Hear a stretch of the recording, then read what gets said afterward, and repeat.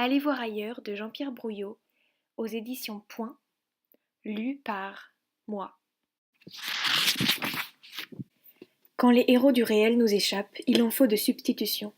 Ces héros de substitution, nous les trouvons généralement dans les personnages de papier issus de la littérature romanesque. Il arrive cependant qu'ils soient faits de chair et de sang, et c'est toute la relation qui me lie à Jean-Pierre Brouillot. Il a surgi dans ma vie par inadvertance en 2012 et a remplacé quelqu'un qui aurait pu être lui 40 ans plus tôt. Un incroyable aveugle voyageur dont j'avais croisé la route d'une façon aussi stupéfiante que fugace, puis perdu la trace. Dans mon imaginaire personnel, Brouillot est ainsi le double de ce héros du réel entrevu au temps de ma jeunesse. Je dois donc ce fait extraordinaire à une lointaine aventure dont je n'avais sans doute pas pris toute la mesure sur le coup. Ah, ignorante jeunesse, la chance passe et nous ne savons pas la reconnaître. Nous la laissons s'enfuir, elle disparaît à jamais. L'âge venu, les souvenirs aidant, nous en prenons conscience, il est trop tard. Donc, j'étais jeune, 20 ans, et ne connaissais rien. L'année 1974 s'achevait. Je me trouvais sur une route d'Espagne avec un ami dans un taco brinque-ballant. Quelques dizaines de kilomètres nous séparaient de Madrid, quelques heures nous séparaient de la nuit de Noël. Nous avions quitté Paris quelques jours plus tôt et roulions vers le Portugal avec la ferme intention de traverser ce pays à pied, d'est en ouest, pour nous entraîner à une future expédition chez les Pygmées du Congo.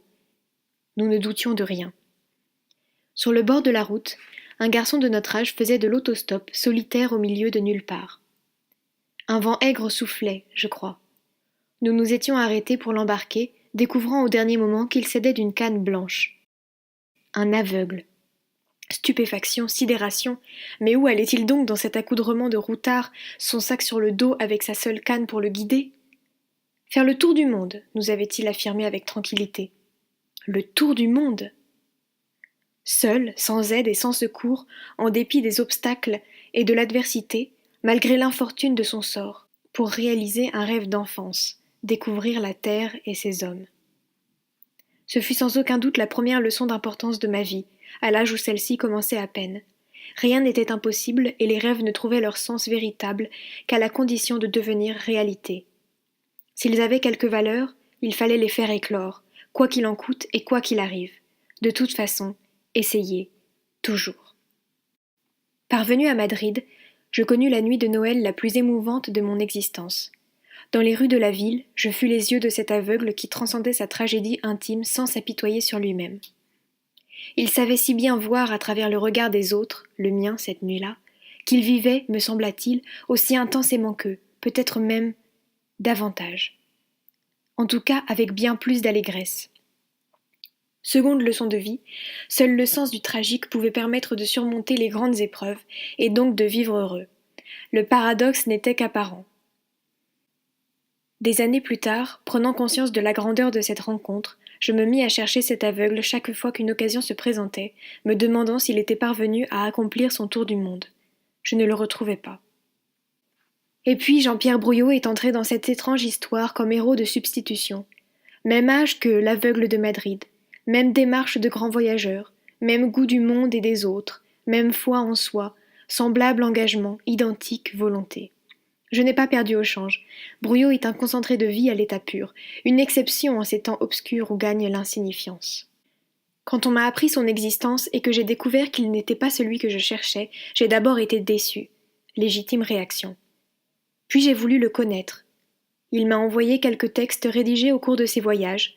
J'ai su alors qu'il avait quelque chose à dire. Ou, si l'on préfère, qu'il pouvait transformer son expérience en conscience, la seule chose qui importe si l'on veut écrire. Voilà donc la raison de ce livre. Combien d'images me reste-t-il? Oh, pas grand-chose. C'est un bien maigre paquetage, à peine de quoi satisfaire l'appétit d'un nourrisson. Je voyais. Qu'y avait-il à voir? Le sourire de ma mère? L'ombre de mon père? De ma première vie, que me reste-t-il? Quelques rushs enfouis qui se débattent comme des bestioles affamées dans un imagier rongé de toutes parts. Je voyais. Qu'y avait-il à voir? Le bleu du ciel? La blondeur de Sylvie Vartan? Ou bien la Micheline rouge et or qui m'arrachait au bras de ma mère pour me transporter vers des salles d'hôpital aseptisées?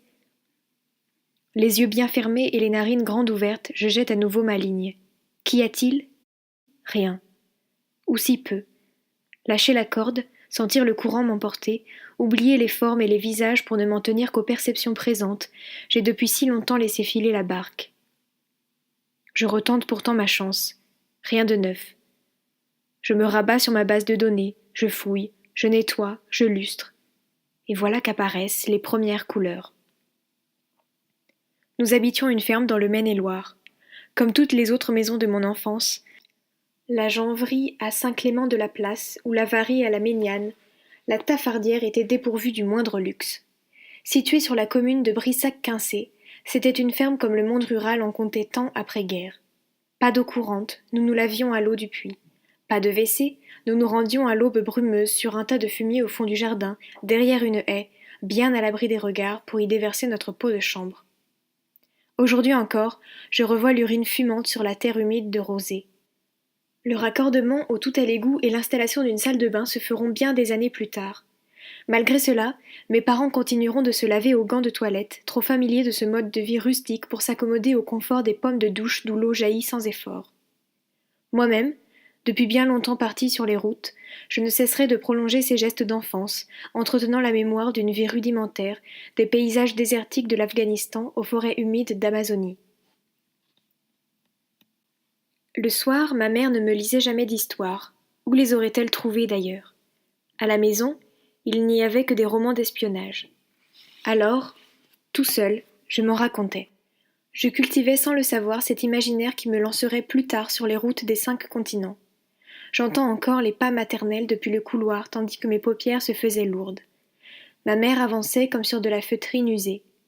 On sentait là tout l'épuisement d'une femme qui, après une dure journée de labeur, venait embrasser son petit garçon. Dès l'âge de 9 ou 10 ans, je trouvais mon bonheur dans les récits d'aventure. L'un d'eux s'intitulait Les exilés dans la forêt. Ce fut là une de mes premières sources d'évasion, bien avant les romans de Joseph Kessel, Le Lion, Fortune carrée ou bien Les Cavaliers, sur cet Afghanistan qu'il me tardait de découvrir. Cette histoire illustre ce qu'est le monde des aveugles. Jamais il ne vous sera possible de faire comprendre à un aveugle de naissance ce qu'est une couleur, tout simplement parce qu'il n'a aucun référent commun avec vous. Toutes vos approches de la cécité demeureront théoriques. Si cela reste abstrait, c'est que, contrairement à ce que pense la majorité des gens, un aveugle ne voit rien. Cette absence totale de vision est indicible, elle ne possède aucun point de comparaison, comme la nuit avec le jour, le silence avec le bruit, le chaud avec le froid. Ni noir, ni blanc, encore moins d'obscurité, elle se satisfait du néant, du vide, de l'inconcevable. Je me suis aventurée, il y a 50 ans, et un peu malgré moi, je dois l'avouer, dans ce territoire inconnu. Tout d'abord, j'ai vu. Enfin, ça n'a pas duré très longtemps. Mais disons que, durant quelques semaines, j'ai eu une belle paire d'yeux. Tout neuf, ils me renseignaient sur la forme des nuages et le sourire des infirmières. Ce n'étaient pas encore les billes dont je suis dotée aujourd'hui, fabriquées dans une résine sur laquelle un peintre a reproduit à la perfection la courbe et le motif de l'iris. C'étaient mes yeux à moi. Et Dieu sait s'ils ont fait pleurer du monde.